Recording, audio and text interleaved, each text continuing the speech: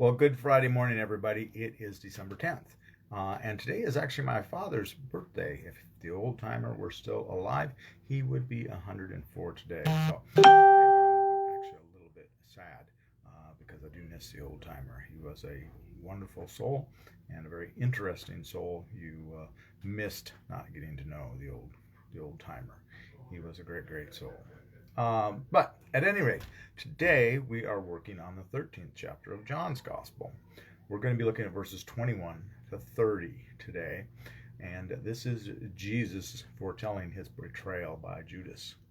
So, without further ado, let's jump into what we're going to talk about today. After saying this, Jesus was troubled in spirit and declared, "Very truly, I tell you, one of you will betray me." The disciples looked at one another, uncertain of whom he was speaking. One of the disciples, the one whom Jesus loved, was reclining next to him. Simon Peter therefore motioned to him to ask Jesus of whom he was speaking. So while reclining next to Jesus, he asked him, "Lord, who is it?" Jesus answered, "It is the one to whom I give this piece of bread, when I have dipped it in the dish."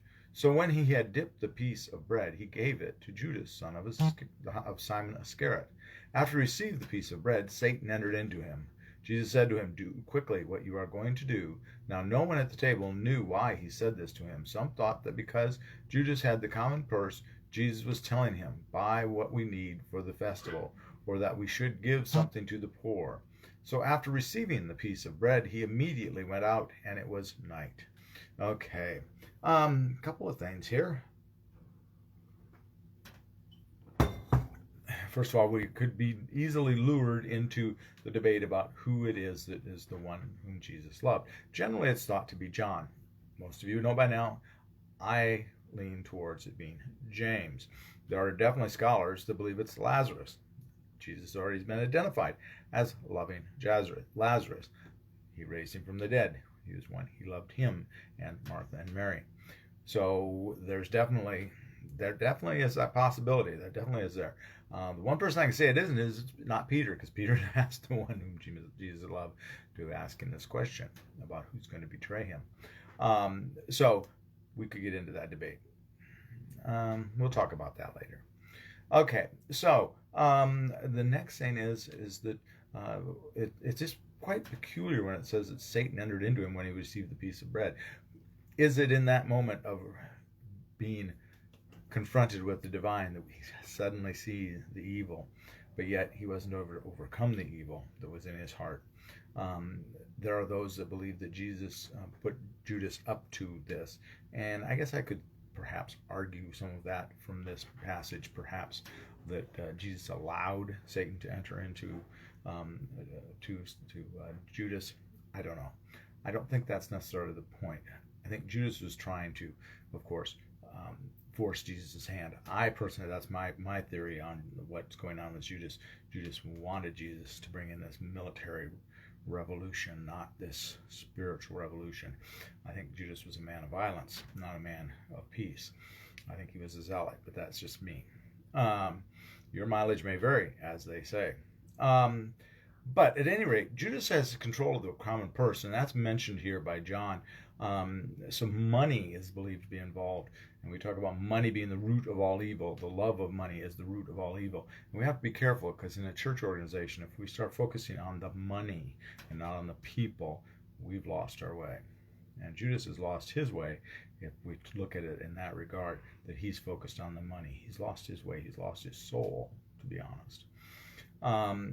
And the last thing I want to point out in here that I think is very, very important, Jesus is troubled in his soul. He knows that one of them is going to betray him. He knows that Judas is going to betray him.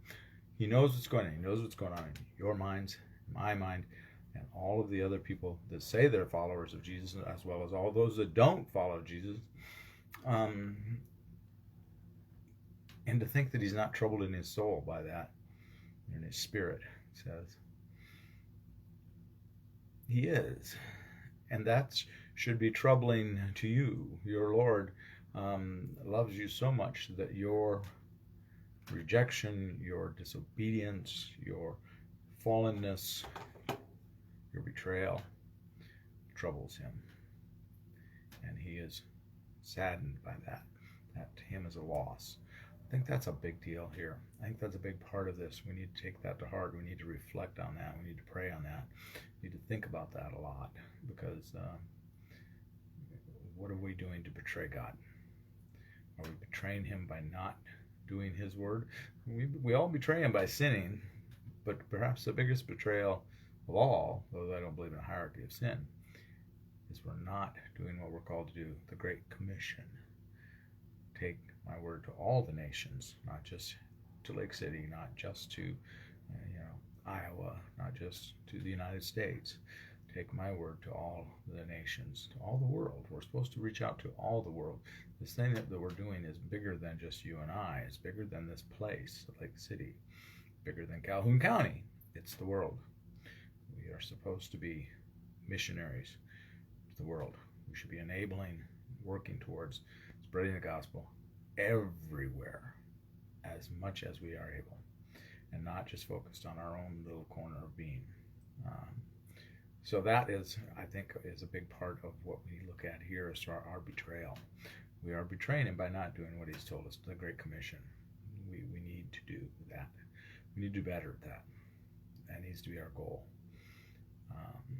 So with that, I'm going to leave you for Friday. We'll pick up with the new commandment, verse 31, and probably I may take us to the end of the chapter. I'm not sure. I never know until I decide, do I? So that, have a blessed weekend. Be a blessing to someone today. We will see you Sunday for the service at 10 o'clock, either in person or online, hopefully. All right? God bless, and we'll see you all later. Take care.